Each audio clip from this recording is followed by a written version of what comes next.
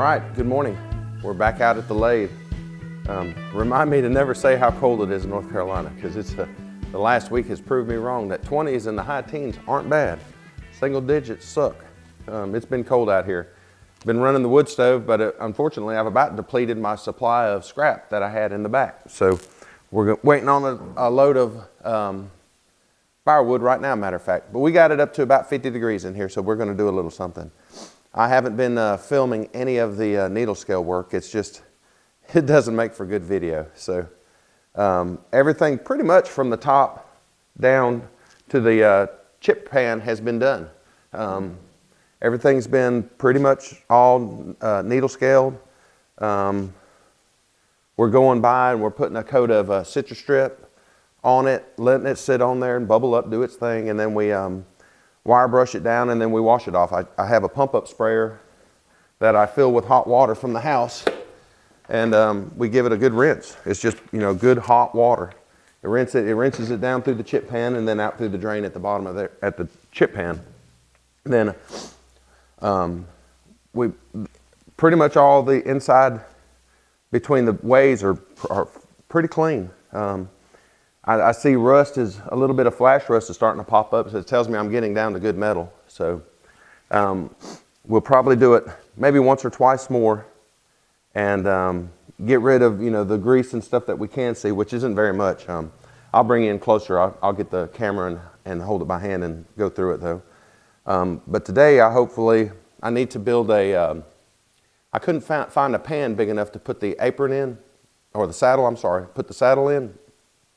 So what I'm probably going to do is just put some polyethylene down and maybe get a 2x8 and just make my own trough. I don't want to waste all this purple powder. So I'll just make a trough big enough to hold that and get it soaking. That's the piece I really want to get next. I can take the tailstock apart and probably put it into the buckets that I bought and let them soak. So the apron is, the compound is done, and it's ready to be put back on the lathe. New subscriber, I believe, Kenny Lee, told me he has a 1942 that he's restoring as well. And I said mine only had two bolts holding the compound on. Well, his has 4. And those 2 little broken pieces, he was pretty confident, and now I am too, that it came from those studs that probably one broke off and they just left the pieces in there. Well, when I cleaned it, you know, it released from all that grease and gook, and just settled in the bottom of the pan, and that I'm fairly certain that's what it is. I don't think it's any part of the gib or anything like that. So we've made 2. We're going to make 2 more, put 4 on there like it had. Evidently his is the same way. It has 4 on his. My brother's lathe at their school has 4 on theirs, so I'm going to go ahead and put 4 on them. I found some on Amazon. I was looking for some grade 8 carriage bolts, and I'm going to go ahead and order those. If I can find some fine threads, some 1/2x20 carriage bolts, I'll get them. And eventually, maybe when this thing's running, we'll make some. And then, you know, we'll have some that we made that we put on it. That way we can make it where there's no thread hitting the rotating parts. So the only part of the thread would be at the top where the nut goes. We might do that. You know, we'll see how this works. I'm sure it's going to work fine. All right, those other ones were messed up pretty good for a cheap bolt that they modified, and who knows how long they lasted. So I'm going to needle scale some more.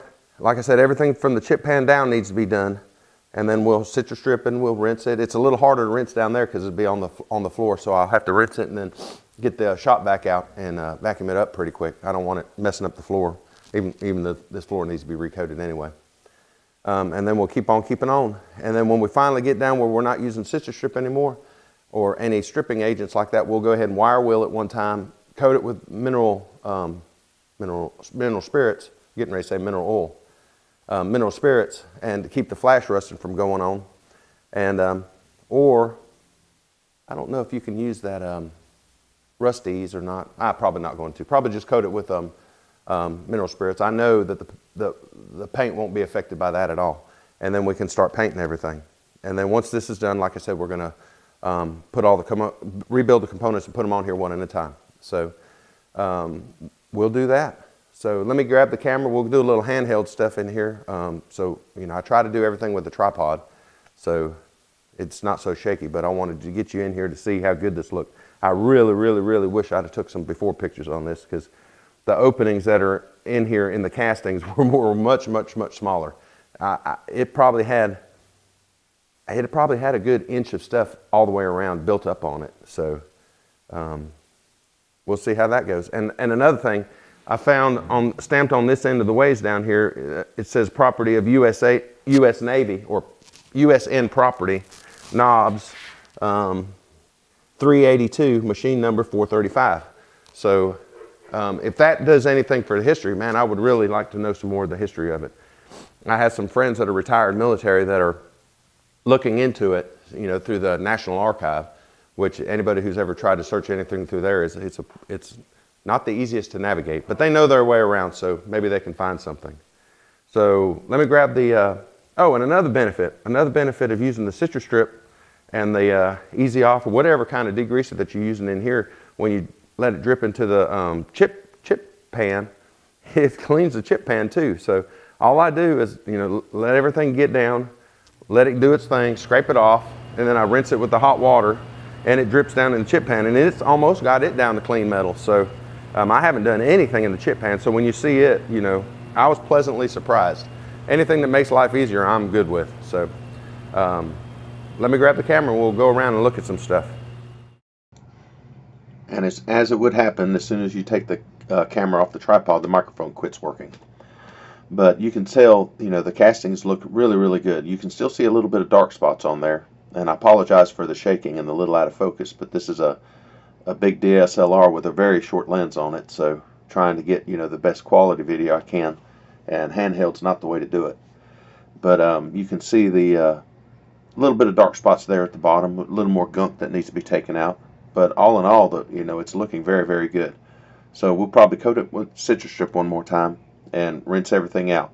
And you can see down in the hole there, the chip pan, it was awful black before, but you can start to see metal now.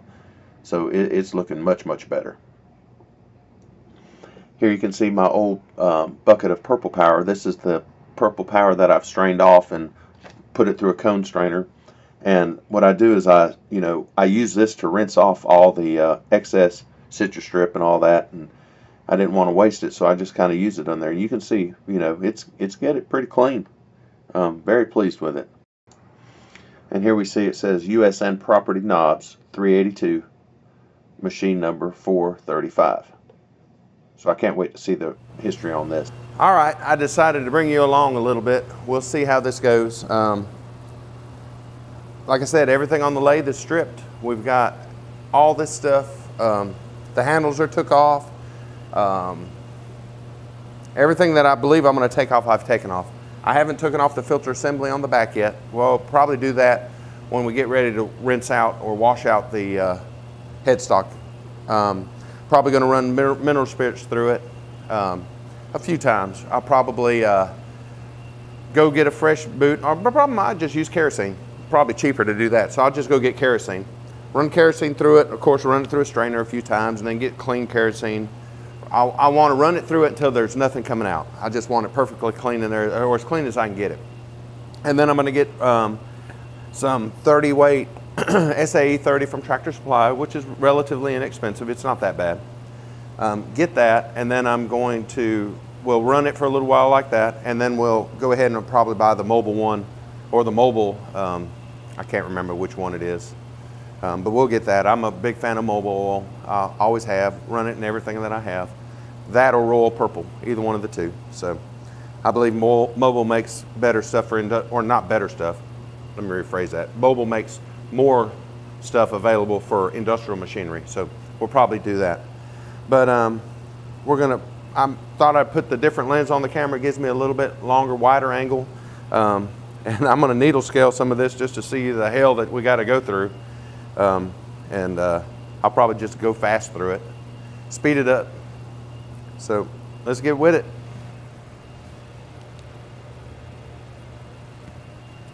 Flashlight, check. Oop, flashlight down. Little needle scaler, check. Big brother, check. put on the dust mask, and away we go.